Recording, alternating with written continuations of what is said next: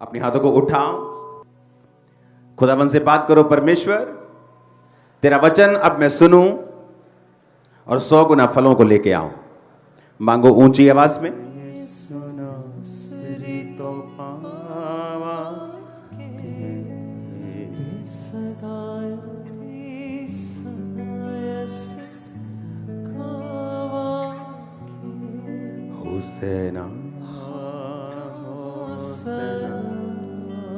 प्रभु यीशु मसीह के नाम में हम मांगते हैं।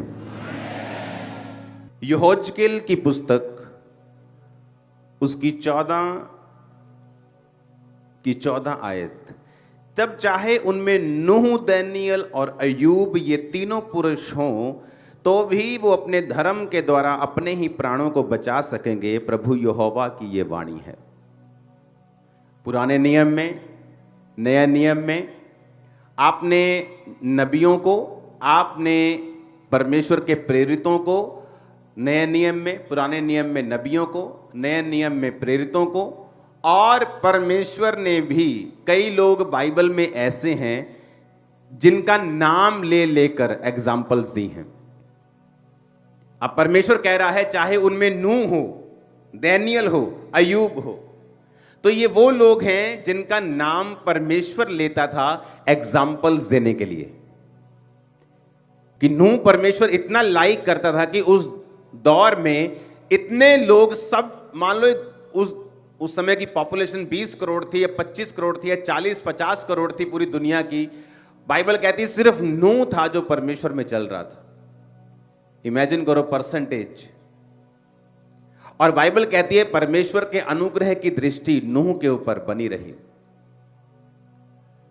अगर आप दानियल की बात करें तो बाइबल कहती है कि दानियल जब राजा के द्वारा पकड़ लिया गया और उसके लिए भोजन ठहराया गया कि इन लोगों को दारू पिलाओ, इन लोगों को मीट खिलाओ, ये वाला खाना खिलाकर इनको शिक्षा दो और उसके बाद मेरे सामने हाजिर करो, तो बाइबल कहती है दानियल ने वो खाना खाने के लिए मना कर दिया था जो बाइबल में मना हुआ था। कि बाइबल में मना थे कुछ मीट, कुछ खाने, कुछ चीजें जो मना थी और दानियल ने उसे खाने के लिए मना कर दिया था। अब मैं आपसे एक बात बोलना चाहता हूं। आज हम एक बंदे की अगर एग्जाम्पल ले लें, अगर हम दानियल की एग्जाम्पल ले लें, चाहे हम अय्यूब की एग्जाम्पल ले लें, चाहे नूह की एग्जाम्पल ले लें, तो क्यों परमेश्वर उनका नाम लेता था? नए नियम में जब प्रेरित बात कर रहा है, याकूब तो कह रहा है एलिया भी तुम्हारे समान दुख और सुख भोगी मनुष्य था। जब उसने गिड़गिड़ाकर प्रार्थना की कि मेघ ना बरसे, बारिश ना आए, तो बारिश नहीं आई। वो भी जो प्रेरित था वो भी किसी बंदे का नाम लेकर तुम्हें समझा रहा था। तो ऐसे ये कौन से व्यक्ति थे, इनमें क्या खासियत थी कि परमेश्वर, नबी, प्रेरित इनका नाम लेकर लोगों को समझाते थे, इनकी एग्जाम्पल देकर समझाते थे? दानियल 1 उसकी 1 से 7 आयत के ऊपर हम पढ़ेंगे। उसमें लिखा है कि यहूदा के राजा यहोयाकीम के राज्य के 3रे वर्ष में बेबुलीन के राजा नबूकदनेस्सर ने यरूशलेम पर चढ़ाई कर उसको घेर लिया।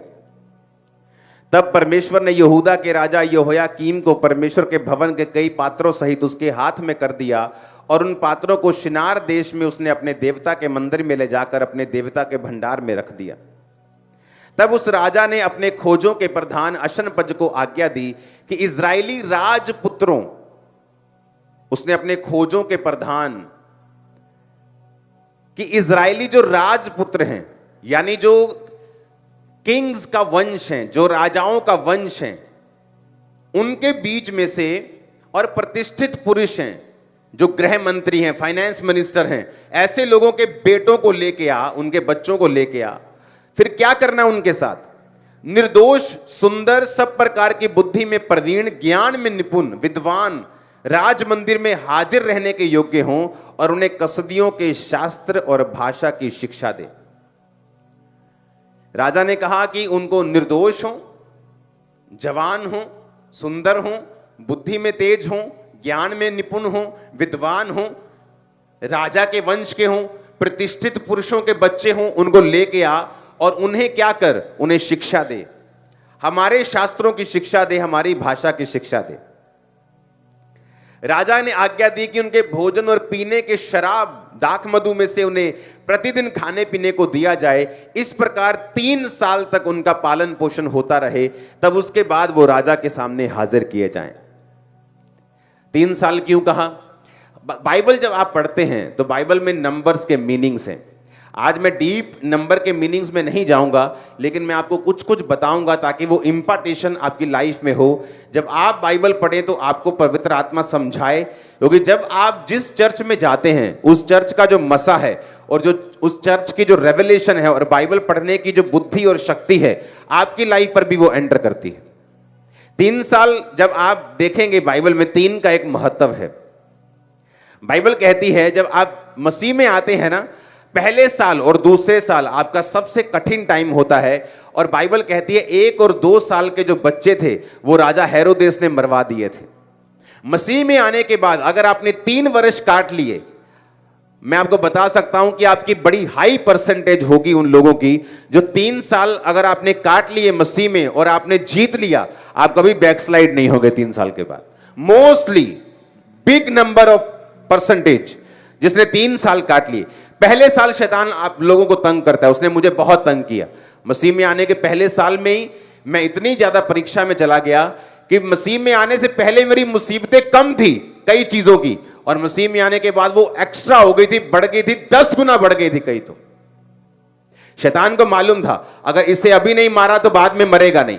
तो वो जब बचपन में आप होते हैं, छोटे बच्चे होते हैं मसीह में, वो आपको मारने की कोशिश करता है, बहुत अटैक करता है, बहुत खिलाफत करता है। फैमिली खिलाफ हो जाएगी, पैसे में कमी हो जाएगी, शरीर बीमार हो जाएगा, दुष्ट आत्मा अटैक करेगी।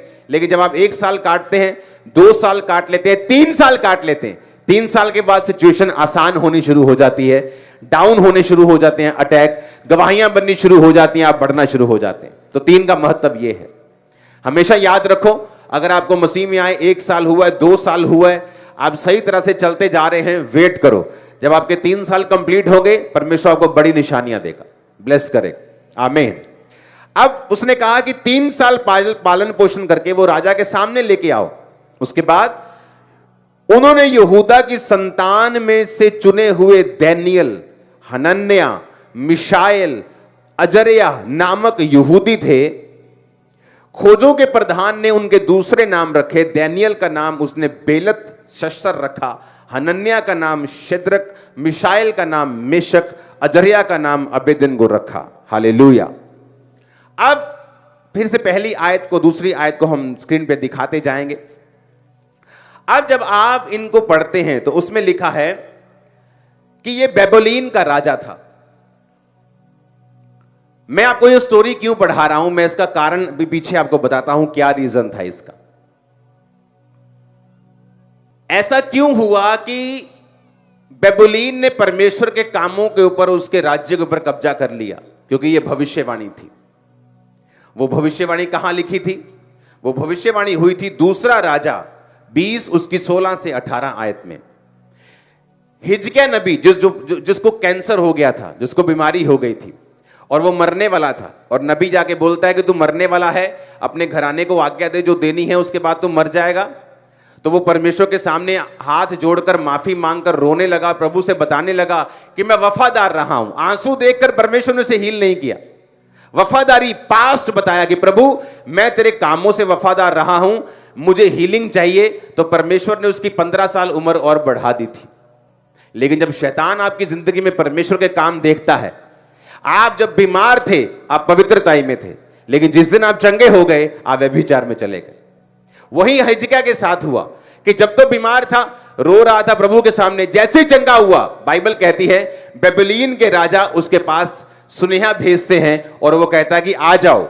और जब बेबीलोन का राजा उसके पास आता है, लोग आते हैं, तो वो सारे अनमोल भंडार, सारे हथियारों के भंडार, सारी अनमोल वस्तुएं दिखाता है और नबी नाराज होता है। नबी बोलता है कि तुम्हें मालूम नहीं था कि वो तुम्हारा दुश्मन है, खुदा का दुश्मन है, तुमने उसे अपने अनमोल भंडार क्यों दिखाए? अब आने वाले समय में क्या होगा? यशायाह ने हिजकिय्याह से कहा, यहोवा का वचन सुन ले, ऐसे दिन आने वाले हैं जो कुछ तेरे भवन में है, जो कुछ तेरे पुरखाओं का रखा हुआ है तेरे भंडार में, वो बेबीलोन को उठ जाएगा। यहोवा कहता है कोई वस्तु ना बचेगी। तेरे पुत्र जो तेरे वंश में उत्पन्न होंगे, उनमें से भी कुछ को वो बंदी बनाकर ले जाएंगे और वो खोजे बनकर बेबीलोन के राजभवन में रहेंगे। तो परमेश्वर ने उनको प्रोफेसी दी कि तुम्हारा जो राज्य है वो अन्य जातियां लूट ले जाएंगी, क्योंकि तुम मेरे साथ बेवफा हो, तुमने मेरे साथ मेरी आवाज को नहीं सुना, मेरे वचन को नहीं सुना। जिससे मैं नफरत करता हूं तुम्हें नफरत करनी है, जिससे मैं प्रेम करता हूं तुम्हें प्रेम करना है। ऐसा नहीं हो सकता आप बोले कि पिताजी मैं आपसे बड़ा प्यार करता हूं और पिताजी के दुश्मनों से आप बात करें। जिससे पिता बात ना करता हो आप उससे हंस हंस के बात करें, इसका मतलब आप अपने पिता के साथ प्रेम नहीं करते हैं। हालेलुया। उसमें क्या लिखा हुआ है? उसमें लिखा है कि प्रोफेसी हुई, उसके बाद क्या हुआ? नबूकदनेस्सर, फिर से पढ़ेंगे दानियेल, यहूदा के राजा यहोयाकीम के राज्य के 3रे वर्ष में बेबीलोन का राजा, वही राजा जिसकी परमेश्वर ने भविष्यवाणी की थी, नबूकदनेस्सर यरूशलेम पर चढ़ाई कर उसे घेर लेता है और सारे परमेश्वर के भवन के पात्रों को, सबको, राजा को, सबको उठाकर ले जाता है। लेकिन इसमें मैं कहना क्या चाहता हूं, यह अब ध्यान से सुनना। अब हमने यह समझ लिया कि अटैक क्यों हुआ, क्योंकि लोगों के मन में आता है कि अगर परमेश्वर का वो घर था, परमेश्वर का भवन था, परमेश्वर के लोग थे, तो अन्य जाति अटैक करके कैसे जीत सकती हैं। उसका रीजन यह है कि जब आप परमेश्वर से दूर होते हैं तो शैतान आप पर कब्जा करता है और लोग आपको नहीं, आपके परमेश्वर को निंदा करते हैं। जब इजरायली काबिल नहीं रहे और पहुंचे नहीं वहां पे कनान में, तो जो मिस्रियों के सामने वो निकले थे, उन्होंने मजाक उड़ाया कि लो जी वड्डियां वड्डियां गल्लां करके निकले सी, पहुंचे तो है नहीं। पर उन्होंने ये नहीं देखा कि इजरायलियों ने रास्ते में व्यभिचार किया, बछड़ों की पूजा की, क्या क्या उन्होंने नहीं किया। नबियों के खिलाफ, परमेश्वर के दासों के खिलाफ कुड़कुड़ाए, सब पाप किए, और परमेश्वर ने वहां नहीं भेजा जहां उन्हें बुलाया गया था भेजने के लिए। आप जानते एक बात परमेश्वर ने मुझसे क्या कही, आप लोगों के लिए ध्यान से समझना और लिख लेना इसको। लोग इंतजार कर रहे हैं आपके फेल होने का, आपको मालूम नहीं, वो वेट कर रहे हैं आपके फेल होने का, इंतजार कर रहे हैं आपके फेल होने का। क्योंकि जो वो बोलना चाहते हैं वो लीगलाइज नहीं हो सकता, लोग उसे स्वीकार नहीं करेंगे। लेकिन जब आप फेल हो जाएंगे, वो बोलेंगे देखा हमने तो पहले ही कहा था, ये बंदा ऐसा है, ये चोर है, ये फलाना है, ये ढमकाना है। लेकिन तुम फेल तो पाप की वजह से हुए हो, उस वजह से नहीं जो लोग बोल रहे हैं। ध्यान से मेरी बात को समझना। दाऊद पाप में गिर गया, व्यभिचार में गिर गया। जब वो जा रहा था, अब कारण तो व्यभिचार है, जब व्यभिचार में गिरा उसके बच्चे, उसका घराना उसके खिलाफ हो गया, वो सारी चीजें व्यभिचार के कारण हुई। और हित्ती उरिया के दाऊद ने उसको मरवा दिया, जानबूझ के युद्ध में आगे रखे, वो उसके कारण हुआ। लेकिन दाऊद जब जा रहा था तो बाइबल कहती है कि व्यक्ति उसे श्राप देकर कोसने के लिए आया, हे ओछे इसलिए तू मुसीबत में फंसा है क्योंकि तूने किसको मरवाया था? किसको मरवाया था? शाऊल को। लेकिन कारण यह नहीं था दाऊद के फेल होने का। दाऊद के फेल होने का कारण उसका अपना पाप था, लेकिन लोगों को बोलने का मौका मिल गया कि तू इस वजह से गिरा है। कितने मेरी बात को समझ रहे हैं? परमेश्वर ने डायरेक्टली बोला है, मैं आपको इंस्पायर्ड वचन नहीं दे रहा हूं, डायरेक्ट आवाज जो खुदा ने दी है कि लोग इंतजार कर रहे हैं आपके फेल होने का, ताकि वो बोल सकें। इसलिए भजन संहिता में दाऊद कहता है, हे परमेश्वर मेरे गुनाहों को क्षमा कर, मेरे अपराधों को ढांप दे, मेरा मुंह खोल दे ताकि मैं तेरा गुणानुवाद कर सकूं। क्योंकि उसका मुंह बंद हो गया था पाप की वजह से। लोग इंतजार कर रहे हैं कब आप पाप में गिरे, फेल हो जाएं, और वो अपनी टीचिंग्स को कि देखा हमने तो पहले ही कहा था कि ये व्यक्ति धार्मिक नहीं है, आत्मिक नहीं है। अब बात यह है, मैं क्यों कह रहा था कि परमेश्वर नूह का नाम क्यों लेता है, दानियेल का नाम क्यों लेता है, अय्यूब का नाम क्यों लेता है, एलिया का नाम, क्या खासियत है इन लोगों में कि वो इनका नाम लेके आपको मुझको समझाता है, प्रेरित समझाते हैं, लोग समझाते हैं। इंडिया टीम ने 10 मैच में से 10 मैच जीते कि नहीं जीते? हाँ, सारे मैचों पे कब्जा कर लिया। कोई टीम ऐसे लगता है कि सब बच्चे हैं इंडिया टीम के, कोई खेल ही नहीं रहा था उनके सामने। फाइनल में वो हार गए। इंटरनेट देखो क्या बोलता है उनके लिए, सब कमियां गिना रहे हैं। और 10 मैच में वो कहां थे? कहीं नहीं थे, चुप करके बैठे थे, क्योंकि जो नफरत थी वो उनके दिलों में थी। लोगों के दिलों में है नफरत। नेगेटिविटी, लेकिन उसे बाहर नहीं निकाल सकते जब तक आप सक्सेसफुल हो रहे हैं। और यह कोई मैच नहीं है जहां मालूम नहीं आप जीतेंगे कि शैतान जीतेगा। यह फिक्स मैच है जहां आप ही जीतेंगे इन जीसस ने। यह फिक्स मैच है, वो फिक्स नहीं था, कोई भी जीत सकता था, इंडिया ऑस्ट्रेलिया, बट यह फिक्स मैच, फिक्सिंग हो चुकी है कि तुम्हें जीतोगे। एक ही चीज है जो तुम्हें हराएगी, तुम्हारे शरीर के काम। शैतान नहीं, विरोधी नहीं, शत्रु नहीं, उनकी प्लानिंग नहीं, उनकी प्लॉटिंग नहीं। वो प्लान कर ले, प्लॉट कर ले, तुम्हारे खिलाफ बोल रहे हैं, शर्मिंदा होंगे और तुम्हें 10 गुना बढ़ता हुआ देखेंगे। वो कुछ नहीं कर सकते, कुछ नहीं, नथिंग। वो जीरो है खुदा के सामने। तुम कोई पॉलिटिशियन नहीं है, कोई तुमको लोगों ने खड़ा किया है और लोग तुम्हें नीचा कर देंगे। तुम्हें खुदा ने खड़ा किया है और वो तुम्हें खड़ा रखेगा इन जीसस नेम। आमीन, आमीन। लेकिन वो वेट कर रहे हैं कि तुम एक गलती करो और उसके बाद वो अपनी अपनी अपनी भड़ास को निकाल सकें। अब हर व्यक्ति इंडिया टीम के लिए अपना लेक्चर दे रहा है। वो लेक्चर कहां था जब वो 10 मैच जीत रहे थे? वो लेक्चर नहीं था। लेकिन जैसे ही आप फेल हुए, विरोधियों को मौका मिला अपने दिल की भड़ास को निकालने का। ये कमी थी, ये घमंडी है, ये फलाना है। अब वो कुछ भी बोल सकते हैं क्योंकि मौका मिल गया। क्योंकि नेगेटिविटी लोगों के हार्ट में है। आज लोग उतना पॉजिटिव नहीं हैं जितने नेगेटिव हैं। आज विरोधी आपको देख रहे हैं, आपकी सक्सेस से जलने वाले लोग ज्यादा हैं। और वो क्या वेट कर रहे हैं कि कुछ हो जहां उन्हें बोलने का मौका मिले। मैं आपको खुदाबंद की इस कुर्सी पे बैठा हुआ बता रहा हूं, भविष्यवाणी कर रहा हूं, वो सारी उम्र वेट करके मर जाएंगे, मौका नहीं मिलेगा इन जीसस ने।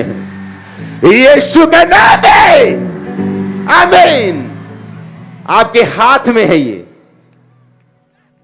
विरोधी के हाथ में नहीं है। थैंक गॉड, आपके हाथ में और मेरे हाथ में। कैसे? मैं आपको बताता हूं। जब उस लाइन को पढ़ेंगे, तीसरी आयत को, उस राजा ने अपने खोजों के प्रधान, खोजे कौन होते थे मालूम है? अब मैं आपको स्टोरी बताता हूं। अब राजे को अपनी रानियों की रक्षा करनी है। अब राजे की रानियां होती थी 100, 50, 40, 35। अब एक पत्नी तो नहीं है आज के टाइम की तरह कि उसे सब कुछ अपनी पत्नी का मालूम है, वो इकट्ठे रह रहे हैं। तो रानियां होती थी 100, तो मालूम नहीं था कौन सी रानी क्या कर रही है। तो उनकी रक्षा के लिए और उनकी सुरक्षा के लिए और उनकी देखभाल के लिए उन्हें वो बंदे चाहिए होते थे जो शारीरिक रूप से मजबूत हों। अब शारीरिक रूप से हमें यह मालूम है कि परमेश्वर ने जेंट्स को, मर्द को मजबूत बनाया है। लेकिन उसे राजा को यह भी मालूम होता था कि अगर मर्द को मैं रानियों के पास रखूंगा तो कोई ना कोई बहकेगी और व्यभिचार करेगी। तो वो क्या करते थे, वो मर्द के अंगों को, गुप्त अंगों को काट देते थे और उन्हें खोजा बना देते थे।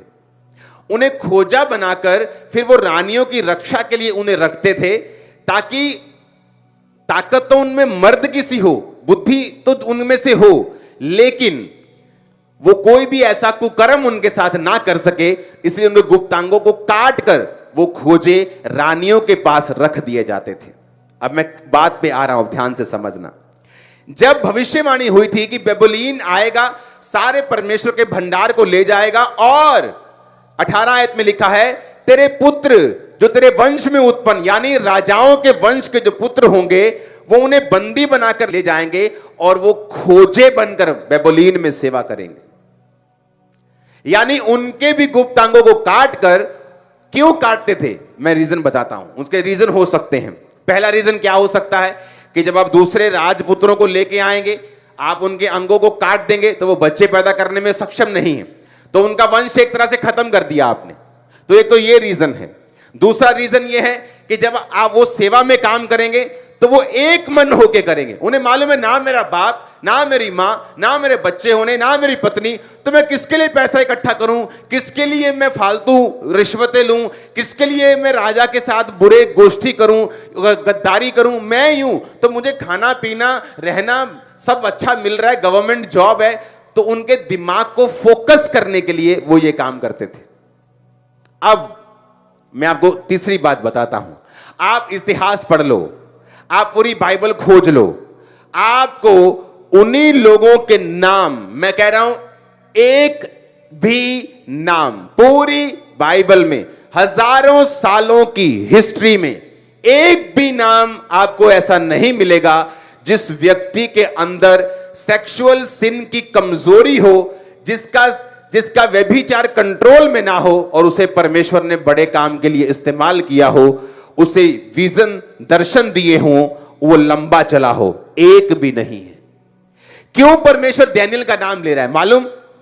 क्योंकि डैनियल जो था व्यभिचार के पाप से कोसों दूर था। या तो वो खोजा बना के अलग कर दिया गया था, उसे मालूम था। अब वो तो खोजा था, पौलुस को देखो, वो खोजा नहीं था, वो मर्द था पूरा, लेकिन मैरिज नहीं की उसने। और अगर आप देखेंगे वो हेवन में गया, उसने दर्शन देखे, उसने विजन देखे। या जो लोग मैरिड थे और परमेश्वर ने उन्हें दर्शन दिए, वो सिर्फ अपनी वाइफ या अपने हस्बैंड के साथ ही वफादार थे और उन्होंने कहीं भी अपना मुंह काला नहीं किया। जिन्होंने इस पाप के ऊपर कब्जा नहीं किया, मैं आपको बता रहा हूं, परमेश्वर ने कभी भी उन्हें ज्यादा इस्तेमाल नहीं किया, ना ही उन्हें दर्शन दिए हैं, ना ही उनके दिमाग को खोला है, ना ही अपने भेदों को उन लोगों के ऊपर जाहिर किया है। पूरी बाइबल खोल के देख लो।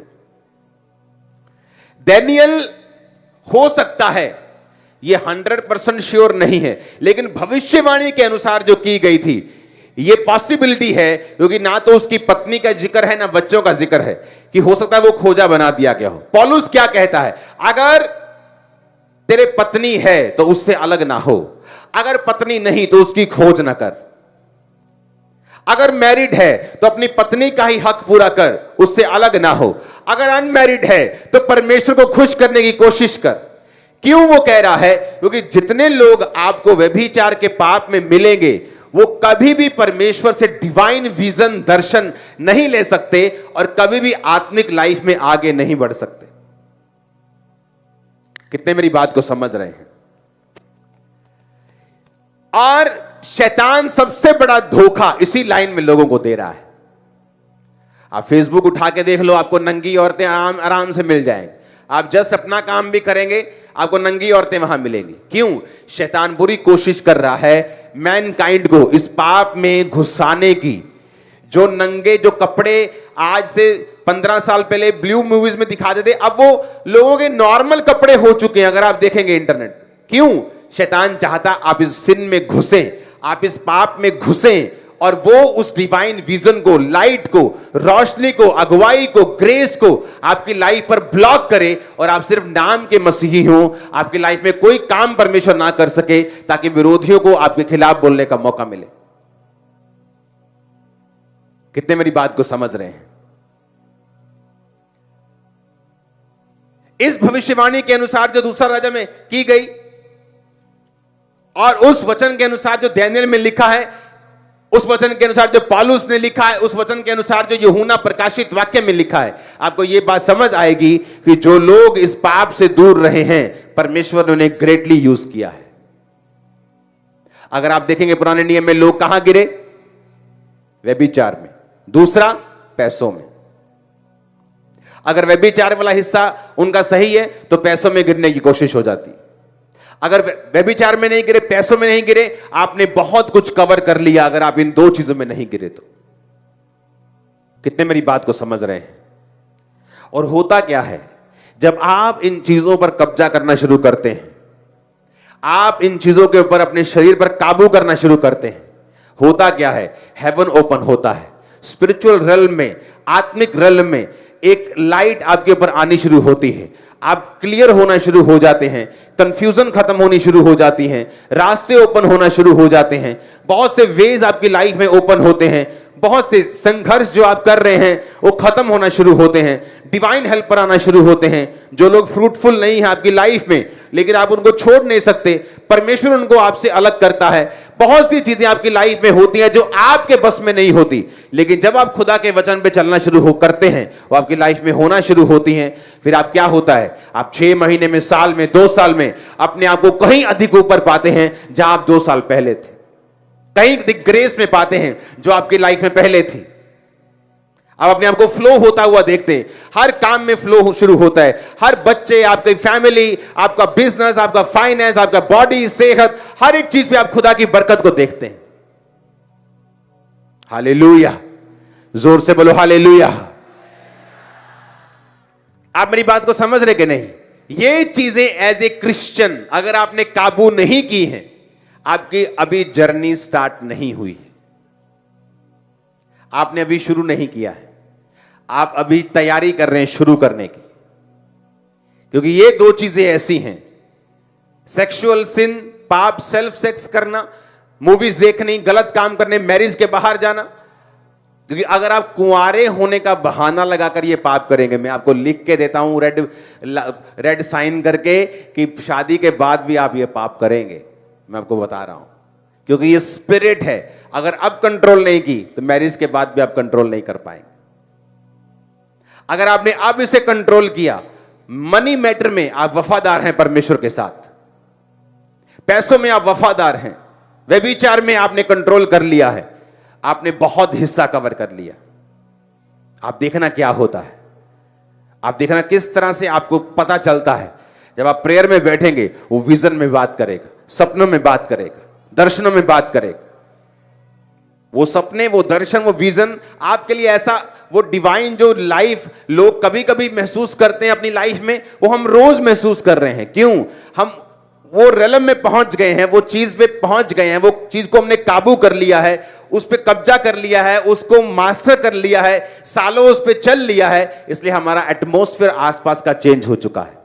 आप उस लाइफ को इमेजिन भी नहीं कर सकते जो मैं और मेरा परिवार जी रहे हैं, इमेजिन भी नहीं कर सकते। अगर मैं उसे बताऊंगा तो वो आपको लगेगा कि मैं आपको पता नहीं क्या चीज बता रहा हूं। हमें मालूम है फ्यूचर में क्या होने वाला है, कौन से चीजें हमें हमारी वेट कर रही है, शैतान क्या प्लान कर रहा है, उसको टाइट कर देंगे यीशु के नाम में, कान पकड़ के। हालेलुया। वो शर्मिंदा होगा, शैतान शर्मिंदा होगा, एनिमी शर्मिंदा होगा। आमीन ऊंचा चाहिए। मैंने कहा दुश्मन की सारी चालें शर्मिंदा होंगी और वो खत्म है यीशु के नाम में। आमीन ऊंचा चाहिए चर्च। आप समझ रहे मेरी बातों को नहीं? ये है क्रिश्चियन लाइफ, जो आजकल पास्टर्स बताने से डरते हैं क्योंकि वो इन्हीं चीजों में फंसे हुए हैं। लोगों को लगता था वाह वाह वाह, वो करोड़ों रुपए बदली बाहर से आ रहा है, ये रोज ऐसे बैठते हैं, ये वो इंग्लैंड से आ रहा है 25 करोड़, चलो लगा दो चर्च में। पता नहीं चर्च में 2000 करोड़ का चर्च बना रहा है। जब चेकिंग हुई, मैंने कहा अगर तुम बोलोगे ना ये वाले दीवार का बिल चाहिए, कहीं भी जाके किसी भी दीवार पे, चर्च की किसी भी चीज पे हाथ रख दो तुम और बोलो इसका बिल चाहिए, मैं निकाल के दे दूंगा आधे घंटे में। किसी भी कोने में चले जाओ, किसी भी कोने में, किसी भी कोने में चले जाओ, चर्च के किसी कोने में चले जाओ, किसी फ्लोर पे चले जाओ, टाइल पे हाथ लगा दो, सीलिंग पे हाथ लगा दो, दीवार पे हाथ लगा दो, खंबे पे हाथ लगा दो, पिलर पे, बोलो इसका बिल चाहिए, मैं आपको दूंगा। जब लोगों को समझ आई कि भाई साहब जो ये बोलते हैं वो हो रहा है चर्च में, कोई घपला नहीं निकला, कुछ नहीं निकला, बिल निकले, सब कुछ निकला। और जब चेकिंग करने वाले आपके विरोधी हों और वो भी मान जाएं कि भाई साहब कमाल है।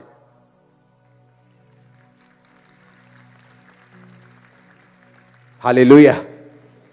अगर आपने व्यभिचार और पैसा इन दोनों पे मास्टर कर लिया, आपने कब्जा कर लिया, इसलिए इस सेवकाई में लोगों ने व्यभिचार किया, मैंने निकाल दिया। मैंने कहा अपने नाम के आगे तुम पास्टर भी नहीं लगा सकते, तुम कहीं और जाओ, वो तुम्हें बिशप बोल दे, मुझे कोई प्रॉब्लम नहीं, लेकिन यहां नहीं हो सकता। मेरा स्टैंडर्ड है खुदा के वचन के मुताबिक इस मिनिस्ट्री का। व्यभिचार में तुम कमजोर हो, पैसे में कमजोर हो, तुम यहां का हिस्सा नहीं हो सकते, इस विजन का हिस्सा नहीं हो सकते। मुझे वही लोग चाहिए जो मेरे जैसे हों, ताकि मैं बोझ उठा सकूं, काम कर सकूं। इसलिए अनइमेजिनेबल ग्रोथ है चर्च की। लोग समझ नहीं पा रहे हो क्या रहा है, और देखो आगे होता है क्या। जब संडे लोग देते कि इस चर्च का एंड हजारों फुट में है, उनको यह नहीं मालूम कि एक इतना बड़ा ओवरफ्लो पीछे मैं तैयार कर रहा हूं अगले साल के लिए। मैं एडवांस में चल रहा हूं, हालेलुया। वो सोचते इतना बड़ा हॉल कैसे भर सकता है, 5 लाख स्क्वायर फुट का हॉल कैसे कोई भर सकता है। वो अभी इसी इमेजिनेशन में है, और मेरा दूसरे लाखों स्क्वायर फुट का हॉल पीछे तैयार कर रहा हूं मैं, अगले साल के लिए तैयारी शुरू हो रही है एडवांस में। आप बढ़ सकते हैं अगर आपने बाइबल के स्टैंडर्ड को फॉलो कर लिया। हर चीज का टाइम रखो अपने घर में। प्रेयर का एक टाइम है, अपने परिवार के साथ समय व्यतीत करना एक समय है, एक टाइम है। वो टाइम निकल गया, प्रेयर का टाइम है। मेरे बच्चे तब से प्रेयर कर रहे हैं जब वो 1-1, 2-2, 1.5 साल के थे, 2 साल के थे, 2.5 साल के, तब से प्रेयर में बैठ रहे हैं। Full fire prayer, full. आप निराश नहीं होंगे अगर वचन को स्टैंडर्ड बना लिया। अगर अपने बच्चे को छोड़ दिया कि अभी बच्चे है, अभी बच्चे है, वो बच्चा जब 15-20 का हो जाएगा फिर तुम्हारे हाथ नहीं आएगा, फिर तुम पीछे भागोगे, फिर वो हाथ नहीं आएगा। खुदा ने कहा बच्चे को उसी लाइन में चलाओ जिसमें तुम उसको देखना चाहते हो। जब वो बड़ा हो जाएगा उससे हटेगा नहीं। वचन स्टैंडर्ड होना जरूरी है। मैंने आपको 2 वर्सेस दिए हैं, इनको फॉलो करो। आपको बताया है कि क्यों परमेश्वर इनका नाम लेता था, क्या खासियत थी इन लोगों में। परमेश्वर क्या एक्सपेक्ट करता है आप लोगों से, मुझसे, कलीसिया से, नए लोगों से, पुराने लोगों से, क्या एक्सपेक्ट करता है, मैंने आपको बताया है। अगर आपने इन चीजों के ऊपर मास्टर कर लिया, आप अपनी लाइफ को इजी होता देखेंगे। एवरी ईयर इजी होगे, हर मंथ इजी होगे। लाइफ इजी के बाद इजी के बाद इजी होती जाएगी, आसान होती जाएगी, ब्लेसिंग्स बढ़ती जाएगी, इजीनेस बढ़ती जाएगी। इतना फ्लो में आप चले जाएंगे कि लोग देखेंगे कि आप जीते कैसे हैं, ये कैसे पॉसिबल है, ये लाइफ कैसे पॉसिबल है, ये ग्रेस क्या है। मेरे घर में जब नॉन बिलीवर लोग मुझसे मिलने के लिए आते हैं, जो मेरा कोई ना कोई काम देख रहे हैं या मेरे साथ संबंधित हैं, वो अपनी भाषा में उस घर की प्रेस करके जाते हैं कि पता नहीं इस घर में वाइब्रेशन कैसी है। उनको मसे का नहीं मालूम, प्रेजेंस का नहीं मालूम, लेकिन वो अपनी भाषा में बताते हैं। एक नहीं, बहुत से जन जो हमारे घर में आते हैं। रीजन, परमेश्वर की प्रेजेंस, उसकी स्पिरिट। हालेलुया। लोग भी महसूस करेंगे आपकी ग्रेस को जो आपकी लाइफ के ऊपर होगी जब आप परमेश्वर के वचन को अपना स्टैंडर्ड बना लेंगे। अगर आपका मोबाइल आपको गिरा रहा है, इसे ब्लॉक कर दो, फेसबुक डिलीट कर दो, इंस्टाग्राम डिलीट कर दो, डिलीट कर दो वो चीजें जो आपको लगता है कि अभी आपकी स्पिरिचुअल ग्रोथ का कारण नहीं हो रही, बल्कि आपको गिराने की कोशिश कर रही। फायदा आप ही का होगा। परमेश्वर तो अपनी जगह बैठा है, यहोवा परमेश्वर का सिंहासन लगा है, जीसस क्राइस्ट दाहिने हाथ बैठे, वो तो अपने सिंहासन पर हैं। स्वर्ग भी तैयार है, नरक भी तैयार है। आपका फायदा और आप ही का नुकसान है। कितने मेरी बात को समझ रहे हैं? अपने हाथों को उठाओ। Thank you Jesus.